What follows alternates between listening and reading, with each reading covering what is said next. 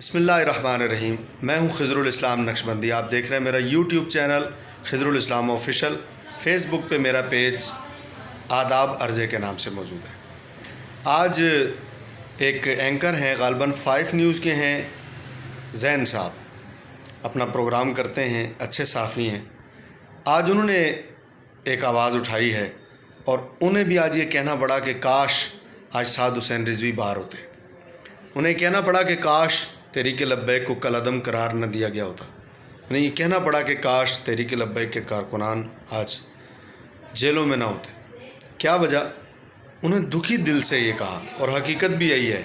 انہوں نے کہا کہ پورے ملک میں سینکڑوں جماعتیں ہیں جو مذہبی جماعتیں ہیں، ان میں کئی جماعتیں ایسی بھی ہیں جو کہ جن کا تعلق جو ہے وہ قومی اسمبلی سے ہے، ان کے سینیٹر ہیں، ان کے ایم این ایز ہیں، ان کے ایم پی ایز ہیں، اور وہ اسمبلیوں میں بیٹھے اقتدار کا مزہ بھی لے رہے ہیں۔ لیکن دکھ کی بات ہے کہ اس وقت کوئی بھی جماعت ان تمام امور پر میدان عمل میں نہیں ہے جو کہ فلسطین میں ہو رہا ہے۔ یہودیوں کا مسجد اقصیٰ میں آگ لگا کر سب کا مل کر ڈانس کرنا، جشن منانا، مسلمانوں کے لیے ڈوب مرنے کا مقام ہے، یہی کہا جا سکتا ہے۔ 57 اسلامی ممالک کی اسلامی فوج کے لیے ڈوب مرنے کا مقام ہے۔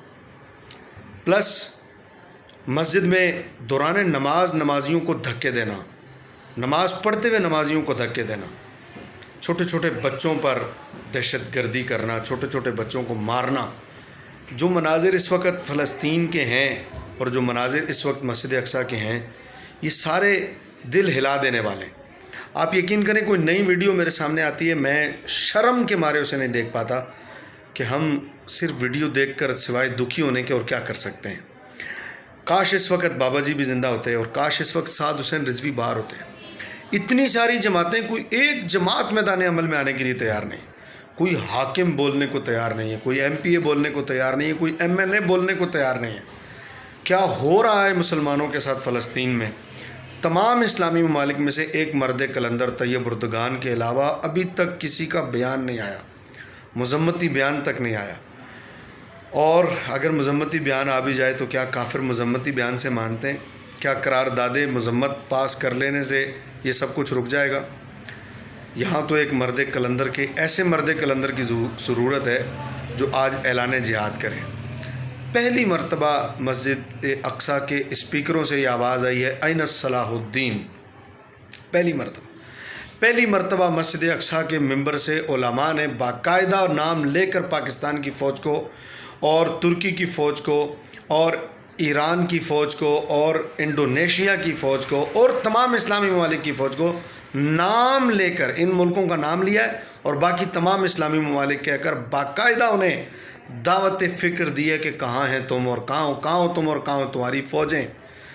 اب بھی اگر ہماری فوجیں حرکت میں نہ آئیں، وہاں جوان بچیوں کے ساتھ ظلم اور زیادتی ہو رہی ہو، ان پر تشدد ہو رہا ہو، اب بھی اگر ہماری فوجیں حرکت میں نہ آئیں اور مسلمانوں کی غیرت اب بھی نہ جاگے، تو پھر ان 57 اسلامی ممالک سمیت، ان کی تمام فوجوں سمیت، پاکستان کی ایٹم بم سمیت اور تمام میزائلوں سمیت اور تمام فوجوں کی تمام تر اسلحہ اور ان کی تمام تر جدت سمیت اور ان کی تمام تر طاقت سمیت، ان سب سے اچھے تو پھر اسرائیلی، ان سب سے اچھے تو پھر فلسطینی بچوں کے وہ پتھر ہیں جو اسرائیلی کتوں پر برس رہے ہیں، جو اسرائیلی فوج پر برس رہے ہیں۔